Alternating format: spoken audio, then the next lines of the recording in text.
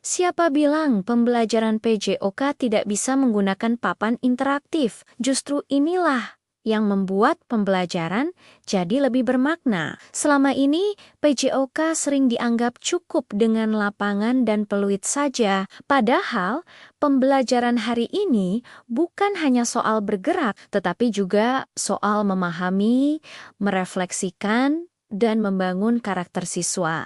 Di video, saya ingin berbagi pengalaman bagaimana papan interaktif dapat mendukung pembelajaran PJOK sekaligus menguatkan beberapa dimensi penting dari profil lulusan. Dalam PJOK, siswa seringkali melakukan gerakan tanpa benar-benar memahami mengapa mereka melakukannya. Berdasarkan pengalaman saya di kelas, papan interaktif sangat membantu, terutama sebelum praktik dimulai. Misalnya, saat mengajar gerak dasar seperti lempar bola atau lompat jauh.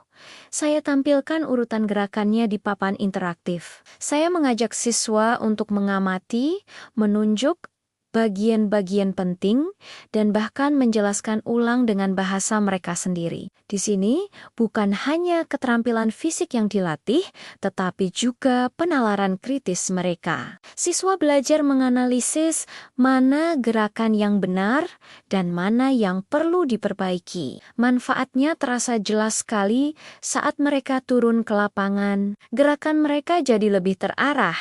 Dan yang terpenting, mereka paham alasan di balik setiap aktivitas yang dilakukan. Ini membantu mereka berpikir lebih dalam, tidak hanya sekadar mengikuti instruksi. PJOK juga bukan aktivitas individual semata. Kolaborasi dan komunikasi adalah kunci. Saat saya terapkan di kelas, papan interaktif saya gunakan untuk memfasilitasi diskusi kelompok. Contohnya, setelah sesi praktik selesai, saya tampilkan beberapa pertanyaan refleksi di papan. Pertanyaan seperti, apa kesulitan yang kalian temukan? Atau bagaimana cara agar gerakan tadi lebih efektif? Siswa berdiskusi dalam kelompok kecil, lalu perwakilan kelompok maju untuk menyampaikan hasil diskusinya di depan kelas. Di momen inilah dimensi komunikasi dan kolaborasi benar-benar berkembang. Siswa belajar menyampaikan pendapat,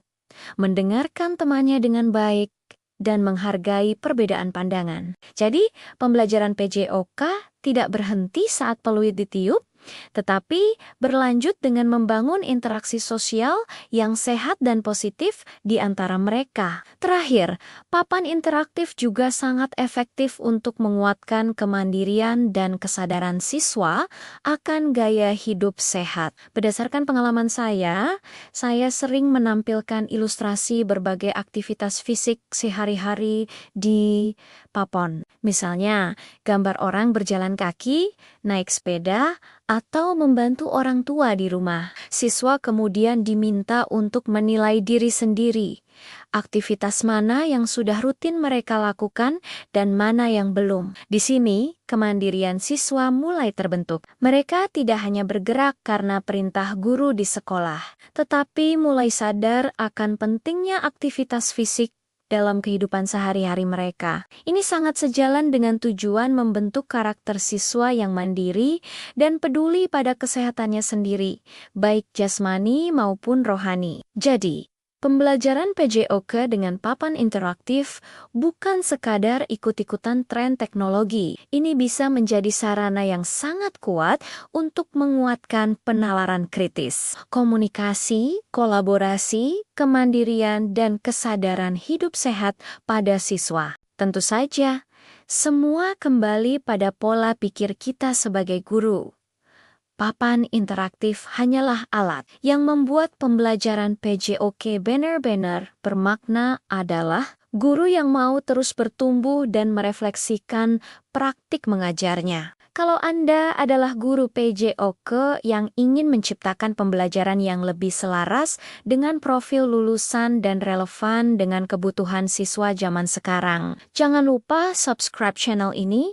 Sampai bertemu di video berikutnya. Terima